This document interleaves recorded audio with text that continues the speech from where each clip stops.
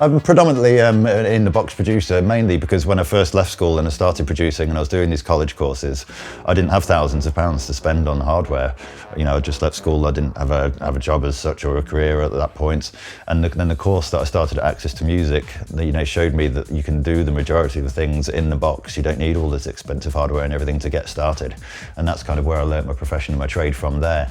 And as it's gone on, and the quality of plugins and the quality of soft synths and everything like that's just got so good now, and my workflow is so used to that style and that format, that I've not really felt the need to now branch out into hardware, because I've kind of mastered my trade in the situation that I'm in. There's a whole range of plugins which are essential to my production now. I mean, in particular, synth-wise, recently, there's one by the UHE called Hive, which has just got some really cool sounds, some cool old school sounds, and really great for manipulating.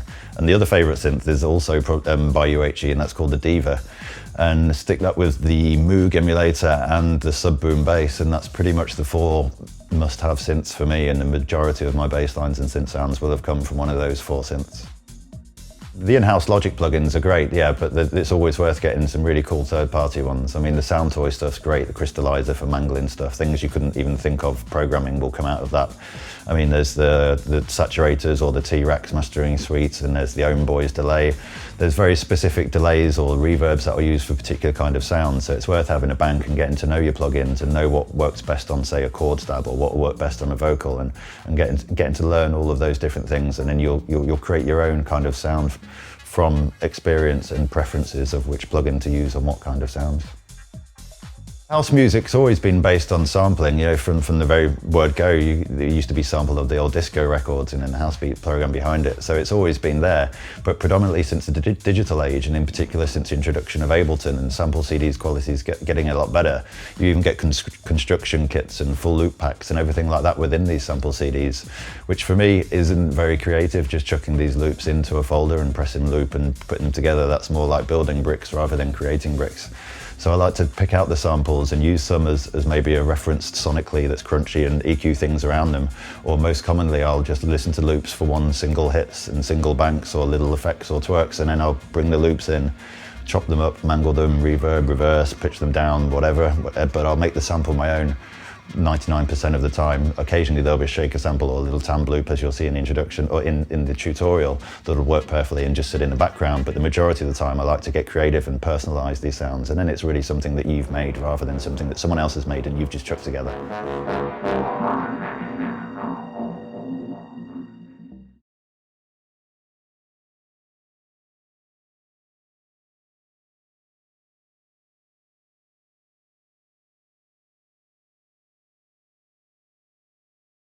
Okay, so now we've got the percussion roughly how we want it sounding. I'm going to send them all to a bus just to keep them all together and give them a bit of crunch and extra spread and really bring them out in the mix. So to do that, I go down to the channel strip setting here of each of the channels that I require to send to be affected.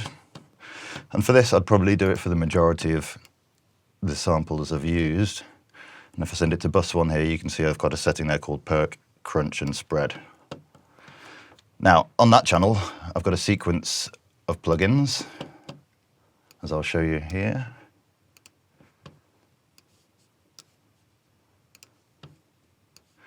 Now, first and foremost, I've got a spreader here.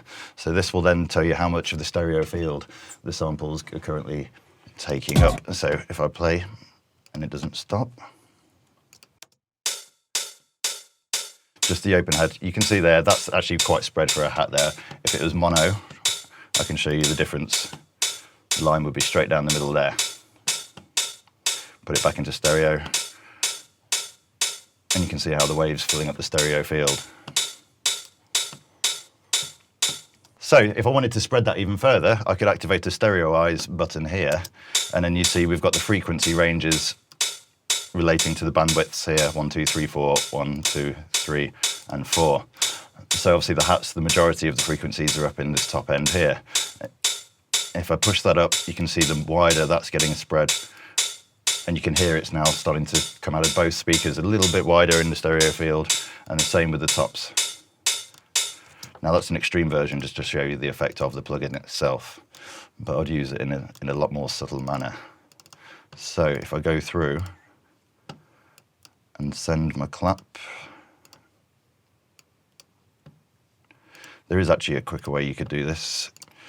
If you select all of the ones that you wanted to, click X to go to the mixer environment, and then you can click the stereo output here on one of them to bus 1, and they should all go to bus 1, as you can see there.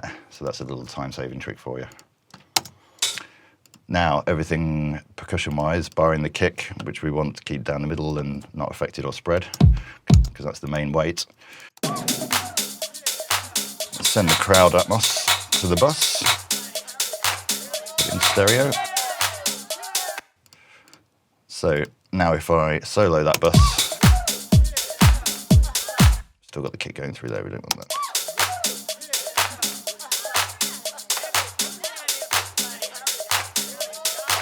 So the bus is soloed, and so we've got all of the percussion coming through there now, peaking slightly, so I might notch that down.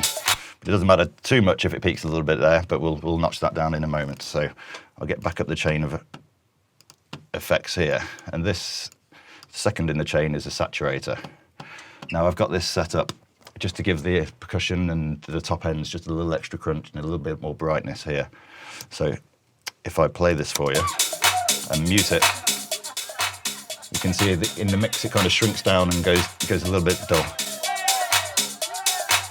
Or the dry wet here. I mean, I can show you the extremes of how you can take that.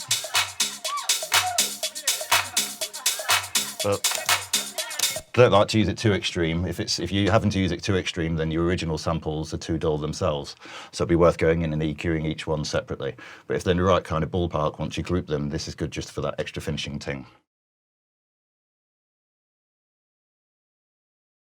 I just wanted to keep the 7th on this occasion. That's making quite a nice sound. But still, it sounds like a terrible preset, one single hit tuba sound at the moment. So we're going to go into the processing here. I would whiz through, keep pressing this. For starters, we want a lot more beef in it than that on the bottom end. So the EQ around the bass area. Because this is going to be the theme of the breakdown, I can pump the bass as much as I want and not have to worry about it interfering with any bass lines as the track's going on here.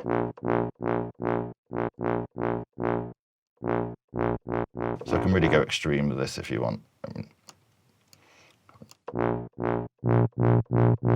You can hear the subs coming through. It's around that 100 kind of hertz zone where there's a little bit of warmth in it that I want to beef. So find the area in an extreme manner and then bring it down slightly there. That's a little bit stronger, but it's still pretty wimpy to be honest. So I might get an overdrive. Back the tune up. Here we go, we're starting to get a bit more grunge out of the sound now. But it's still a little bit dull, a little bit lifeless. So I'm going to add a little bit of reverb here. Just a touch of room verb to give it a bit of space.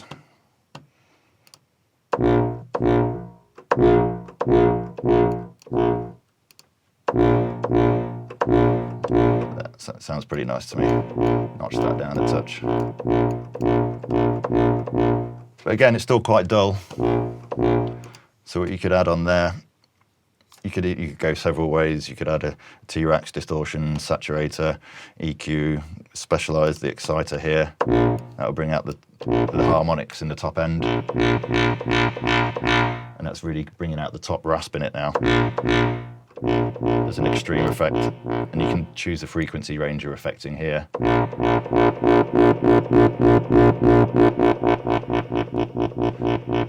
And for this, because it's a little bit dull at the moment, I just wanted to peak up the tops and get a bit of crunch up there. So we'll leave about 1,300 hertz, 1, 2, 2.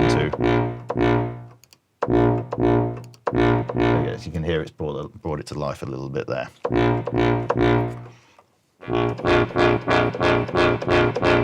Now it's starting to sound more like a lead sound. Remember, all this has come just from a simple. So I thought it'd be good. This one of the reasons I wanted to do this track as the tutorial is for reasons like this, where I can show you don't need potentially all the most amazing analog gear in the world or the latest soft synths or anything like that to create a distinct, recognizable sound. And it's, you know, that's the sound that people love in this track, and the contrast between the bounciness and the eeriness. But the sound, the riff, the main lead, evolved just from a sample CD tuba of a womp, and that's it. It's all about the processing from there on and knowing what to process and how to process it to get the desired effects. Now, as the track went on and we started building it and playing it, and then I would constantly be adding effects to this, constantly tweaking it to sit in the mix a little bit better here, a bit more reverb, a bit more crunch, just constantly adding to it. Once it's roughly right, I would move on or make the riff and not too dilly-dally too much about it. But as you go in, like I said earlier, with the final mix, just constantly tweak it to improve it. So by the end of it, I saved the channel strip setting here. I can show you just how much I've added by the end of it. The Illusionist tuba. And there we go, look. There's about 10 different effects on here. So I've got an EQ where I've boosted up to the bass. I've got a T-Rex where I've crunched it.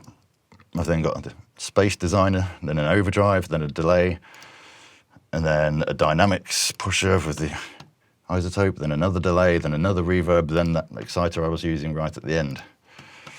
So, there we go. I mean, that's the Rob Pappen delay. I mean, that to start with will have, it will be muted.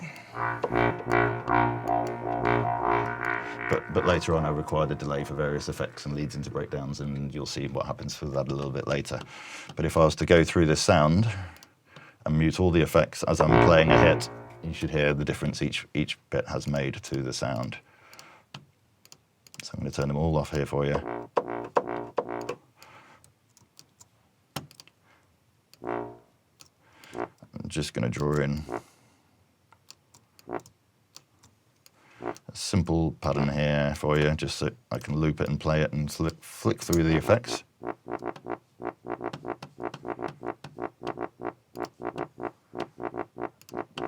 just going to add a little bit of release to that.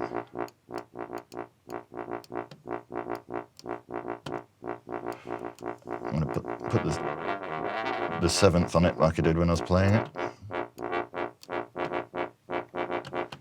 Now, first off is the EQ. I've got a bit more bottom end in it there. And then the T-Rex. Gives them a bit more. Then the space designer. Then the overdrive. Then the dynamics. Tape delay.